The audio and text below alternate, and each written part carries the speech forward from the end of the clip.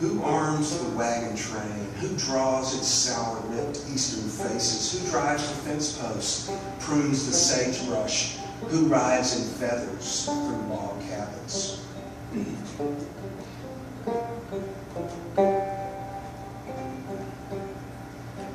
Let us never forget to twist the rope, to spin the chamber. Let us always forgive pederast, moguls, their bright smiles, the strangers who waylay us when our heads are turned, the snake oil, the dust, the broken boots. Let us remember Thoreau, his words about the Mexicans, and Wild Bill, his back to the door, the sound of spurs, the cards spill on the floor.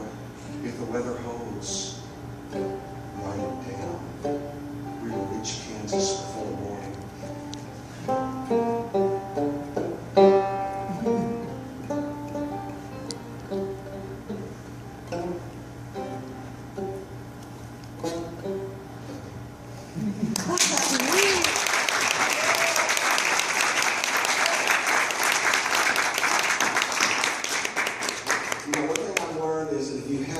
Music with you, the words can really be horrible. No one uses it. Everybody's focused on it.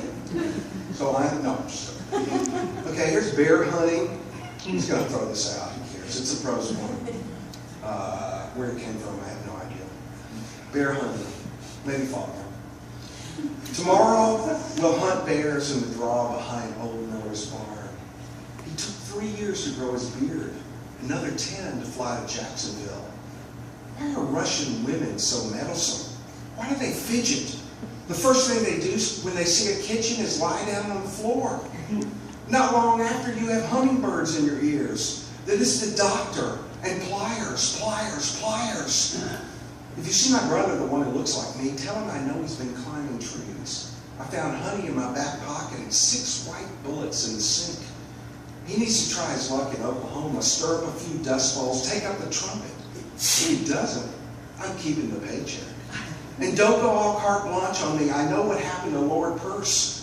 I still see those muskets like the back of my hand, like that flutter in the wind over there off to the left. Yes, I plan to cut my hair. If not today, then on the porch. Slewfoot always said that was where the stars couldn't fall on you. And here's my rain point for you, Jean. Thank you. It's also a poem, you know, it's hard to get published as a poet. And the 2 most popular poets in America are Billy Collins and Mary Oliver. And this is my Billy Collins poem. And I wrote it hoping that people would publish it. And I'm working on a Mary Oliver poem. So far, no luck. This is Billy Collins. I just met Billy Collins at his reading. And he actually... I intimidated him. So anyway, Billy Collins. The rain was beginning to affect my depression. Not to mention, you're telling me that Billy Collins thought you were the most beautiful woman in America. Of course, he hadn't seen me naked. All he had done was read your poetry, that relentless metrical libido, mostly involving you and a slew of nameless wolves and strangers, howling and clawing each other in priapic nightmares not even Desaad could have imagined. But I have to say, I prefer how you do horses, particularly after a storm, and wood chips, and those sky blue petals that tumble to the ground in the Seattle winter. And of course the color red, which you always look good in, especially in that hotel in Chicago, the first weekend we spent together. But your wife, you said, quoting Cummings, and we laughed so hard that we fell on the floor and did it right there.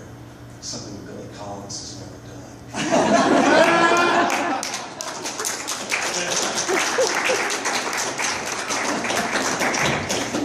Dan, you wanted to try this one?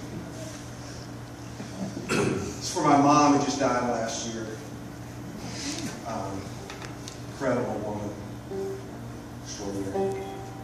She'd been so happy in February to beat Andy Murray. No offense to Aberdeen. She's a tennis nut. You gonna do it?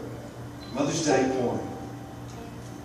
Every spring, our mother would open the nothing box And out would come clean linen, bangles and breasts, cherries, the promise of easy love, and slivers of moonlight soft to the touch.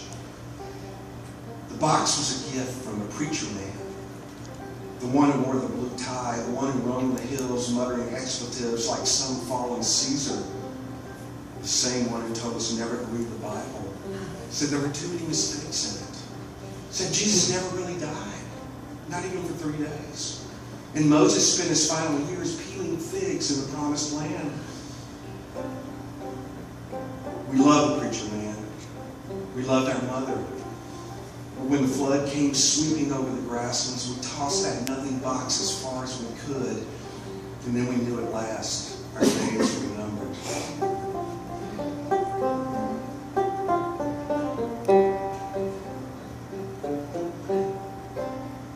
Very good.